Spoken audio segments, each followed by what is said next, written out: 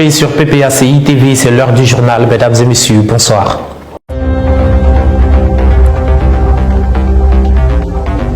Le 32e numéro de la Tribune a eu lieu ce lundi 18 novembre. Le déguerpissement des populations et la situation des droits de l'homme dans notre pays sont les deux thèmes qui ont été abordés au cours de cette tribune. Le président du CSP, Kone Katina, était face à la presse le lundi 18 novembre dans le cadre de la tribune du PPACI. Ce 32e numéro était consacré au déguerpissement des populations dans le district d'Abidjan, son impact social, économique et politique. Il était aussi question de la situation des droits de l'homme en Côte d'Ivoire. Le compte-rendu de Ange Abraham. Selon le conférencier, le déguerpissement des populations en cours dans le district d'Abidjan est unique dans l'histoire de la Côte d'Ivoire, à la fois par son ampleur et soulève de nombreuses questions sur notamment la sincérité des engagements politiques. Vu que les personnes à qui promettait le candidat du RHDP en 2010 sont celles jetées aujourd'hui à la rue, sans le respect du moindre engagement. Puis, ce sont des déguerpissements inhumains, illégaux, d'après un rapport d'Amnesty International. Dans une publication qui a été faite le 14 août 2024, titrée « Côte d'Ivoire, des milliers de familles toujours en attente de mesures de soutien après les expulsions forcées à Abidjan ». Dans cette publication, Amnesty International a relevé trois constats majeurs. Premièrement, que des dizaines de milliers de personnes ont été expulsées de force depuis janvier 2024 dans les quartiers de Banco, Bouribana, Jesco et Abattoir. Et l'on estime à peu près à 30 000 personnes qui ont été expulsées, qui ont perdu leur maison. Et Amnesty International continue pour dire des expulsions sans notification adéquate et raisonnable. C'est-à-dire, vous vous levez la nuit, un matin, vous avez des bulldozers devant vous, on dit bon, quittez vos lieux. Sans notification adéquate. Ce sont des expressions que nous empruntons d'Amnesty International et nous ne voyons pas, comme ça n'a jamais été démenti, je suppose que le gouvernement, ceux en tout cas qui sont visés, sont d'accord avec Amnesty sur la question. Et ces expulsions qui impliquent parfois des violences, les gens ont été expulsés par la violence, des enfants qui ont été privés d'école, 133 fermiers privés de leurs moyens de subsistance. On les a vus, les fermiers, les éleveurs de porcs, de poulets. Et les mesures de soutien annoncées en mars 2024, Amnesty demande que ces mesures soient mises en application. Ça suppose qu'au moment où il faisait cette publication, jusque-là, ces mesures n'étaient pas encore appliquées. Plus grave, Amnesty International dit que parmi les résidents, plusieurs résidents qu'Amnesty International a rencontrés étaient en possession d'ACD. C'est-à-dire, ils étaient propriétaires pleins de leurs parcelles. Ces déguerpissements ont un impact social, économique et politique. Abordant le point concernant la situation des droits de l'homme en Côte d'Ivoire, le ministre Justin Kone Katina est revenu sur la 47e session de l'examen périodique universel du Haut-Commissariat des droits de l'homme des Nations Unies, tenue à Genève du 4 au 15 novembre 2024. À cette session, le garde des Sceaux, ministre de la Justice, a présenté au monde entier un rapport faisant état de la situation des droits de l'homme en Côte d'Ivoire. Et ce gouvernement, quand il appelle l'état de ces droits de l'homme, des avancées, ce qu'ils appellent avancées, ils ont même dit que la CEI est contrôlée à 80% par l'opposition. Je me suis bien ri, quoi. Il dit, bon, faire. Mais elle a oublié de dire au monde entier qu'elle s'est retirée du traité de la Cour africaine des droits de l'homme, tout simplement parce que cette Cour a pris une décision qui ne les arrangeait pas. Qu'elle a renié son engagement international. Pour finir, le conférencier est formel. Sur la question des droits de l'homme en Côte d'Ivoire, le PPACI reste vigilant et se félicite que les graves dérives totalitaires du régime ivoirien se manifestant par la violation massive des droits de l'homme en Côte d'Ivoire soit reconnu par le monde entier. Débuté le 19 octobre 2024, l'opération de révision de la liste électorale a pris fin le 17 novembre dernier. La commission électorale indépendante CEI s'était fixé l'objectif d'enrôler 4,5 millions de personnes en Côte d'Ivoire et à l'étranger. Un autre échec à mettre à l'actif de cette institution présidée par Koulibaly Kuibier. Olga Bailly. Après 29 jours de travail, la CEI n'a pu atteindre la moitié de l'objectif qu'elle s'était fixé. Elle a enrôlé moins d'1 million de personnes selon ses propres chiffres. Dans les faits, les personnes qui ont décidé pour la première fois de se faire enrôler ont eu des difficultés pour obtenir les documents administratifs. Jusqu'à présent, d'autres demandes sont pendantes au niveau des sous-préfectures, mairies et commissariats. Une semaine de rallonge n'a pas suffi pour nos administrations pour délivrer les documents nécessaires. Le coût de ces documents a beaucoup handicapé les primo-électeurs. Pourtant, l'on aurait pu éviter cela si les autorités avaient écouté le président Laurent Gbagbo qui n'a cessé de demander la gratuité de la carte nationale d'identité. Le 14 juillet à Beaunois, il interpellait ouvertement le gouvernement sur la vente de la citoyenneté aux Ivoiriens à travers le coût de la carte nationale d'identité jugé exorbitant dans ce contexte de la cherté de la vie. Comme d'habitude, nos autorités sont restées de marbre. En dépit de tout, dès l'annonce de ce processus d'enrôlement, les responsables du parti ont pris leur bâton de pèlerin pour sensibiliser les populations. Du nord au sud, de l'est à l'ouest en passant par le centre, les responsables n'ont pas lésiné sur les moyens et le temps. Ils sont allés vers les populations pour non seulement leur expliquer le bien fondé de cet enrôlement et aussi de les mobiliser. Malheureusement, les résultats ne sont pas suffisants. L'objectif n'étant pas atteint, que compte faire le gouvernement et la commission électorale indépendante? Pour le PPACI, par la voix de son président exécutif Sébastien Dano-Djedje, il faut proroger l'opération d'au moins 3 mois afin de permettre au maximum d'Ivoiriens d'être sur la liste électorale. Cette demande trouvera-t-elle une oreille attentive? Les Ivoiriens ont leurs yeux rivés sur les tenants du pouvoir. Le secrétaire général adjoint en charge de la commune de Marcory, Doucouré Toussaint, était parrain de la première édition de la fête des Inyam, initiée par la jeunesse unie du Gontougo et du Boukani de Marcory à Noumabou. C'était le vendredi 15 novembre dernier. Au cours de cette cérémonie, Doucouré Toussaint a invité les jeunes à plus de responsabilités. Françoise Rabé. Toussaint Doucouré Danyini, deuxième adjoint au maire de la commune de Marcory et secrétaire général adjoint du Parti des peuples africains Côte d'Ivoire à PPACI, était le parrain de la première édition de la fête des Inyam, organisée par la jeunesse unie du Gontougo et du Boukani de Marcory à Noumabou. C'était le vendredi 15 novembre dernier à l'immeuble sapeur-pompier à Noumabou en présence du docteur Agnès Monet, deuxième vice-présidente exécutive du PPACI en charge du district autonome d'Abidjan. Sous l'œil vigilant de Nanan Bini Kwame, chef central de la communauté du Gontougo à Marcory, soutenu par ses pairs, chefs des communautés ethniques et de la chefferie Tchaman d'Anoumabo. Votre présence distinguée à nos côtés traduit pleinement la profonde considération que vous accordez à la culture ivoirienne en général et à la culture du Gontougo et du Boukani en particulier. C'est l'occasion pour nous, jeunesse unie du Gontougo et du Boukani, pour rappeler notre culture, pour ne pas que celle-ci reste en oubli.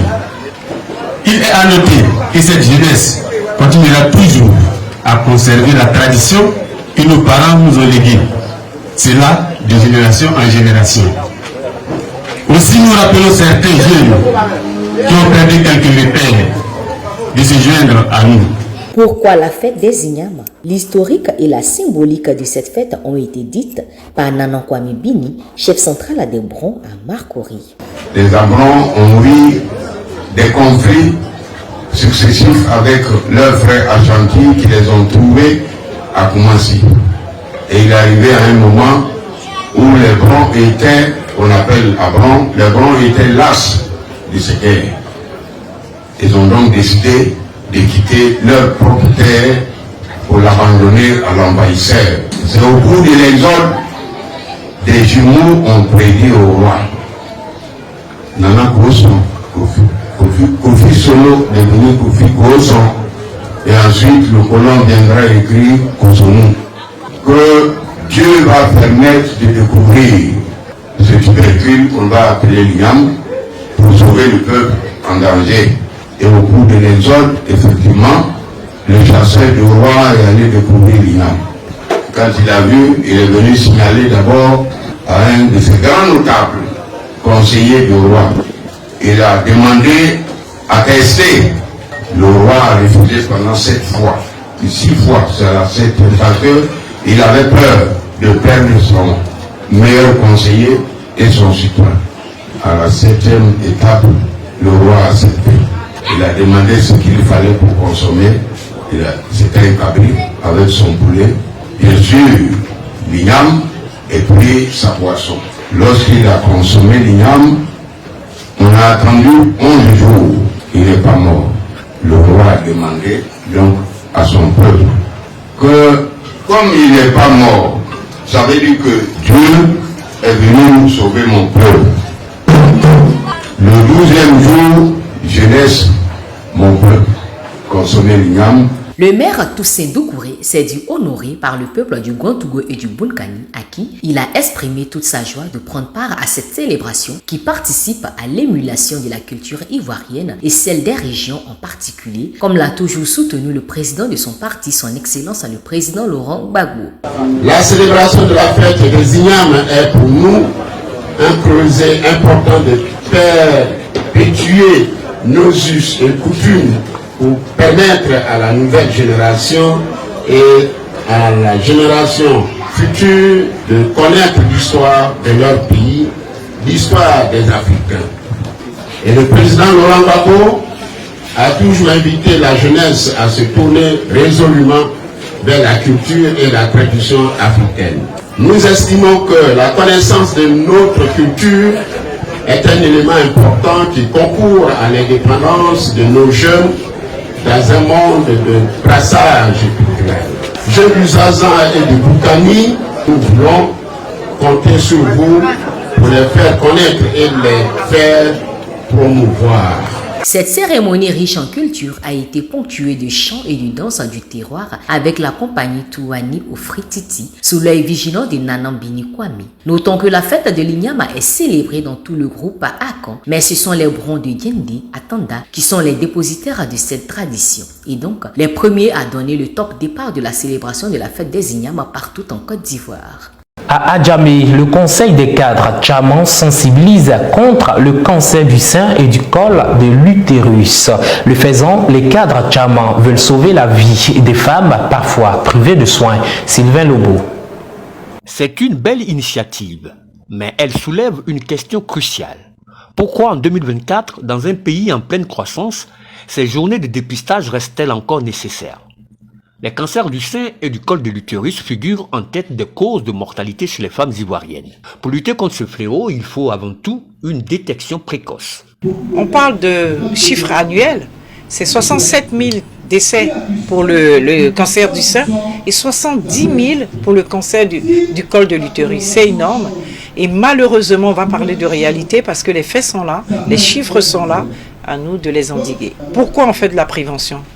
Il y a pas si longtemps, on en mourait vraiment énormément. La preuve, le taux est encore énorme, hein, mais aujourd'hui, on en guérit. Ce sont des maladies indolores, ce sont des maladies souvent aussi insensibles, c'est-à-dire qu'on ne sent pas éventuellement qu'on a ça, même si on sent quelques transformations de son corps, raison pour laquelle il faut prévenir. Et quand on parle de prévention, moi j'appuierais sur un nom qui est la sensibilisation. Mais la question qui se pose ici est pourquoi tant de femmes, particulièrement les plus vulnérables, n'ont-elles pas accès à ce type de soins de manière régulière? En Côte d'Ivoire, comme dans beaucoup de pays africains, l'accès aux soins de santé reste un privilège pour une partie de la population, notamment les plus démunis. Pourquoi ce phénomène persiste-t-il, même dans des villes comme Abidjan, où les infrastructures de santé sont censées être accessibles? Pour un professionnel du secteur de la santé rencontré lors de l'événement, cette journée est importante, mais elle ne suffit pas à pallier les graves lacunes du système de santé ivoirien. En effet, même dans des grandes villes comme Abidjan, nombreuses sont celles qui, faute de moyens, doivent compter sur la solidarité pour accéder à un dépistage ou à des soins de qualité. Dès que tu es une femme, tu es exposée à ces cancers. Donc nous, en organisant cette activité, c'est d'emmener les femmes à comprendre qu'elles sont exposées à ces cancers et qu'il faut qu'elles se fassent dépister tôt, comme on a dit. Une fois que c'est dépisté tôt, le cancer du sein, ça se guérit. Donc nous disons qu'aucune femme ne doit mourir du cancer du sein. Si l'État continue d'ignorer ses responsabilités, des initiatives comme celle du CCLT risquent de devenir la norme et non l'exception. Le rôle du gouvernement ne serait-il pas de garantir l'accès aux soins de santé pour toutes et tous, de manière systématique et gratuite? L'initiative d'Adjamé a été un succès sur le terrain, mais elle met aussi en lumière un manque d'investissement dans le secteur de la santé publique. Le gouvernement ivoirien doit comprendre qu'il est urgent de réformer le système pour que la santé ne soit pas un privilège, mais un droit pour chaque Ivoirienne, quel que soit son statut social. Dans ce contexte, le principal parti de l'opposition, le Parti des peuples africains Côte d'Ivoire, PPACI, propose une solution différente, des réformes ambitieuses pour garantir un accès aux soins dignes et universels. Pour eux, les femmes et les jeunes filles ivoiriennes doivent avoir accès à des soins de qualité sans distinction partout sur le territoire. Il est grand temps que les autorités gouvernementales actuelles investissent réellement dans la santé de la population plutôt que dans des projets pharaoniques et budgétivores. Le temps des promesses de campagne électorales infructueuses est révolu. Un événement de dépistage comme celui de ce 13 novembre 2024 est certes nécessaire, mais il rappelle douloureusement les inégalités persistantes dans l'accès aux soins de santé en Côte d'Ivoire. D'où un appel à l'action pour un système de santé plus juste, plus égalitaire et plus solidaire. Le CAFEC, Cercle des Amis de Kadé Félix, les populations de Yopougon ainsi que les militants du PPACI ont célébré le samedi 17 novembre dernier à Yopougon le secrétaire national technique en charge des petites et moyennes entreprises au PPACI Kadé Félix. Le directeur de Ivoire Développement exerçant dans le foncier a été présenté comme un homme d'affaires prospère et intègre, mais aussi un militant exemplaire par les invités présents. Kadé Félix a été lauréat du prix africain pour le développement PADEV en 2022 à Kigali au Rwanda et lauréat du prix de la meilleure entreprise de l'aménagement foncier de l'Afrique de l'Ouest en 2023. C'est ici que prend fin cette édition. Vous venez d'écouter ici le journal du PPACI. Le PPACI est dans le dos d'Alassane Dramane Ouattara et il ne va pas s'en sortir. Voici un homme qui doit diriger un parti et diriger un pays. Mais aujourd'hui, le pays n'est pas dirigé, c'est le parti qui est dirigé. Parce que le pays est dirigé comme un parti politique. Il ne dirige pas les Ivoiriens, hein? Non. Il dirige le RHDP. Il pense que tous les Ivoiriens sont au RHDP. Il croit vraiment à Alassane Ouattara que les gens sont heureux de ce qu'il fait. Il faut donc dénoncer. Mais entre ce que Amnesty International dit ou toute autre organisation des droits de l'homme disent, Alassane Ouattara n'en a rien à foutre. Il s'en fout de ce que les gens disent. Alassane Ouattara, c'est le Dieu. Il est le président de la République. Il est le ministre de l'économie. Il est le ministre de la défense. Il est l'organisation. Il est les syndicats. Il est la société civile. Il est tout à la fois Alassane Ouattara. Il est même son opposant lui-même. Pourquoi? Parce que les élections arrivent. Il va se créer un opposant comme en 2020. Il va devoir l'affronter. Donc tout ce qu'on peut parler ici, ça ne sert à rien à Alassane Ouattara. Mais la stratégie de PPACI est une très bonne stratégie. Pourquoi? Nous savions déjà beaucoup de choses depuis. Mais aujourd'hui, le PPACI est encore plus en train de dévoiler ce parti politique à la scène internationale. Pourquoi? Parce que le leader du PPACI est un leader emblématique et internationalement reconnu. Son charisme, sa détermination, son sens du dévouement, son envie du changement, son combat. Et surtout qu'il a gagné sa lutte acharnée à la CPI. Et donc il a prouvé que les accusations contre lui étaient erronées. Il a donc un soutien non seulement des gens de son pays, mais il a aussi un soutien aujourd'hui de ses voisins, mais aussi d'une communauté internationale qui a besoin d'un nouveau monde polaire, multipolaire. Parce qu'aujourd'hui, l'ancien monde qui était créé par les Américains et leurs partenaires ne va plus exister. Le monde multipolaire va prendre le dessus. Il y a les brises qui sont arrivées. Il y a des États africains aujourd'hui qui essayent de sortir la tête de l'eau, bien que mal, même si à l'intérieur d'elles-mêmes, il y a souvent des traites, comme on peut voir aujourd'hui au Mali avec le docteur Choguel Kokala Maïga. Donc, il faut savoir aujourd'hui que le simple fait que Gbagbo soit rentré, qu'il ait créé son parti politique et que ce parti politique-là dénonce, la communauté internationale a un droit du regard là-dedans. Et Alassane Ouattara, toute sa légitimité reposant sur la communauté internationale, a l'obligation aujourd'hui de savoir qu'il est mis mal à l'aise. C'est pourquoi vous avez compris que Coulibaly Kuibier dit dernièrement que le cas du président Laurent Gbagbo sera réglé. Il n'a pas beaucoup de choix. Il ne peut pas faire autrement. Le monsieur est en train d'accentuer la pression. Il est en train de pousser la pression. Donc, de manière claire, précise et limpide, ce monsieur, son nom sera sur la liste électorale. Mais oui, le PPACI ne doit pas dormir sur ses deux oreilles en se disant que son nom est déjà sur la liste électorale. Non, non, non, non, non, non. On va dormir quand son nom sera effectivement sur la liste électorale. Pour l'instant, ce n'est pas encore le cas. Mais de toutes les façons, Ouattara le sait. Et s'il doute, il verra en 2025. Il n'y aura pas d'élection en Côte d'Ivoire si le nom de Gbagbo n'est pas sur la liste électorale. Ce n'est pas quelqu'un qui a porté les armes qui va organiser les élections sans Gbagbo en Côte d'Ivoire. Gbagbo sera sur la liste que Ouattara le veut ou que Ouattara ne le veut pas. C'est un fait et c'est sans aucun débat. La team, vous avez vu tout ce journal du PPACI. Dis-moi ce que vous pensez. On se voit pour une autre vidéo.